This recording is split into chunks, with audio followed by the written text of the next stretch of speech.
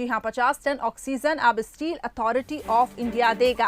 SAIL आज से शुरू करेगा मध्य प्रदेश को ऑक्सीजन की सप्लाई देना। ऑक्सीजन को लेकर स्टील अथॉरिटी ऑफ इंडिया से MOU साइन किया गया है। केंद्रीय मंत्री पीयूष गोयल ने मध्यस्थता की है। तो महाराष्ट्र सरकार ने ऑक्सीजन सप्लाई देने से इनकार कर दिया, जिसके चलते ये भी बताया गया कि CM शिवराज सिंह चौहान, मध्य प्रदेश सरकार और महाराष्ट्र सरकार के बीच बातचीत का दौर चल रहा है, लेकिन बात नहीं बनी। वैकल्पिक व्यवस्था की गई भिलाई के स्टील पावर प्लांट से, लेकिन अब ये जानकारी मिल रही है कि मध्य प्रदेश में ऑक्सीजन सप्लाई नहीं होगी। 50 ton oxygen steel authority of India देगा। MOU साइन हो चुका है।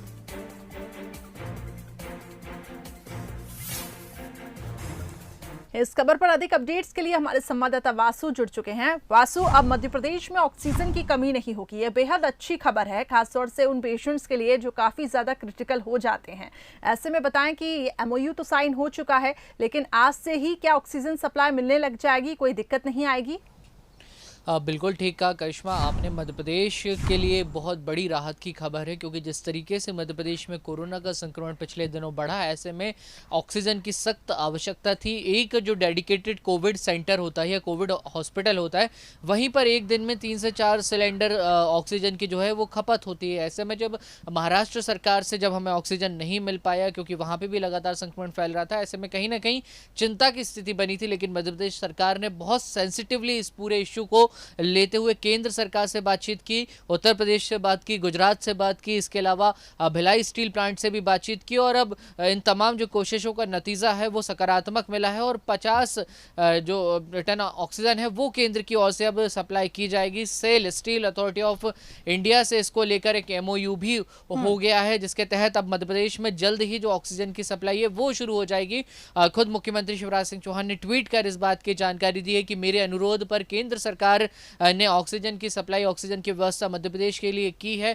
उन्होंने इसके लिए केंद्रीय मंत्री पीयूष गोयल और प्रधानमंत्री नरेंद्र मोदी का आभार भी जताया है। तो पिछले दिनों जो चिंता की स्थिति मध्य प्रदेश में बन गई थी, अब कहीं ना कहीं उससे एक बड़ी राहत मिली है। और अब कोविड पेशेंट के साथ वो अन्य पेशेंट भी होते हैं जिन्हें मेडिकल ऑक्सीजन की जरूरत होती है, जो सीरियस होते हैं या कि कोई फेफड़ों से संबंधित जो बीमारी होती है उससे संक्रमित रहते हैं, तो उनके लिए भी एक राहत भरी खबर है। और मध्य प्रदेश में जो इलाज अब तक कोविड का सुचारू रूप से चल रहा था, आने वाले समय में भी इसी तरह से जारी रह सकेगा। बल्कि अब हमारे पास जो ऑक्सीजन है, बताया जा रहा है कि उससे जरूरत से अधिक मात्रा में जो स्टॉक है वो कहीं ना कहीं हो गया है। तो लंबे समय के लिए ये जो खतरा था, ये संकट था, वो टलता हुआ फिलहाल नजर आ रहा है। करिश्मा, बेहद अच्छी और राहत भरी खबर है वासु ये, क्योंकि काफी ज्यादा चिंताजनक हालात इसलिए थे क्योंकि अगर ऐसा कोई पेशेंट आ जाए जिसको इमरजेंसी हो और ऑक्सीजन चाहिए ही हो, वो आखिर कहाँ जाए। तो ऐसे में CM शिवराज सिंह चौहान ने हालांकि पहले भी आश्वासन दिया था कि ऐसी कोई किल्लत नहीं होगी, लेकिन अब मध्य प्रदेश में ऑक्सीजन की कमी नहीं होगी। 50 टन प्रतिदिन ऑक्सीजन